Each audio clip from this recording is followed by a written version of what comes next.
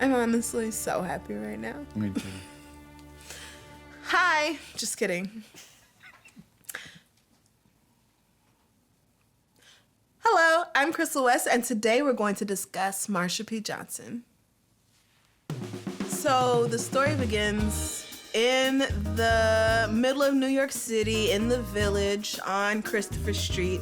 And back then, you know, New York had a growing LGBT population. So basically the non-straight population had a bunch of bars and stuff in Greenwich Village. And so, you know, all the queer kids would go down to the Village and be like, we're here to be ourselves. But these people didn't have a sense of community. Like, this was a point in time where you came out as being trans and you were just kicked out of the house, like, and nobody gave a about you. And that was kind of what happened to Marsha. Like, she was a queer person growing up in Jersey. Okay, so she would get on the train in Jersey dressed as Malcolm, which was her birth name. And then on the way over from Jersey to New York, transform into Marsha with, you know, beer cans and pop cans for rollers. It's just like, I'm Marsha P. Johnson, bitch, and if you don't like it, you go to hell. Like, here I am, ho, what you gonna do? You have the best laugh in the world. I love it. Oh, God. Woo. Yeah. Anyways, so the 1960s is a very tumultuous time for the United States of America because every minority group imaginable is tired of the status quo. So there was a group of officers in New York City called the Public Moral Squad, which is ridiculous because when the morals been a part of this goddamn city, like, the city is trash. And the Public Morale Squad took their orders directly from the mayor. The mayor was like, I want you to go shut down the gay bars. I'm sick of them putting their on other people's asses. It's time to be over. So the night of Stonewall, June 18th or 28th. June 28th. I know it was one of the 8s. Oh, God.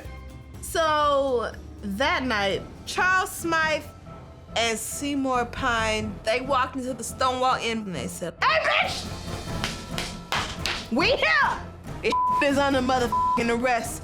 Sit your gay ass down and wait for us to verify your motherfucking genitals. Sorry, Tree. And the trans girls was like, oh no, bitch, we ain't asked for this. And some people were like freaking out and trying to like go for the exits, but the police had barricaded the whole thing. And Marsha says, you know what? Today is not the motherfucking day. Today is the day that I say no to this bullshit. Like, y'all are not going to continue to run us, to dictate what our lives should be like, to dictate what our lives are supposed to be like. You're not in charge anymore. We're here, and as long as we have to pay taxes, you're gonna have to listen to what the that we have to say. We have to say. So Marsha P. Johnson stood the up, and she picked up a shot glass, and she smashed that against the mirror and said, I got my civil rights.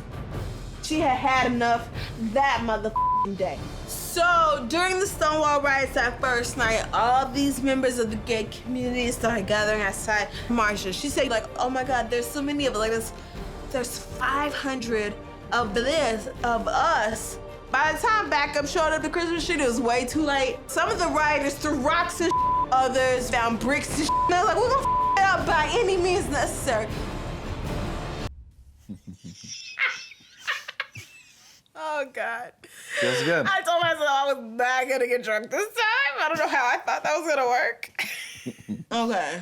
So the people at Stonewall that night realized there's a community of us. It's not just 20 of us on Wednesday night when it's half off. There's a whole group of us who are hearing this gay shit, and you're not going to erase us from the conversation no more. So Marsha says, ultimately, humanness wins. Yes. Ultimately, people win. Yeah. That night and then the next one constitute the Stonewall Riots, and that is what got the whole gay rights movement in America started off. It gives me chills. It's the shot glass heard around the world. A few weeks later, Marsha and her friend Sylvia formed the Street Transvestite Reaction Evolution, which is not words we would use today. Obviously, it would be more like street transgender. Transgender, I mean. Not transgender, because that's like it. Basically, Marsha and Sylvia were out there in the 60s and 70s just trying to get these trans kids a place to live. She really was a badass. Yeah. And so brave. Like, I would not have been that brave in the 60s and 70s. I mean, it was bad enough being black. Right. But add in a queer identity and then a queer gender identity too, it was a lot. It was a lot. And she still faced it. But truly, black people deserve to be on all this shit. Black people in Sacagawea who needs to get off the goddamn coin and onto some paper money. Because it's our shit. Yeah. Bow down.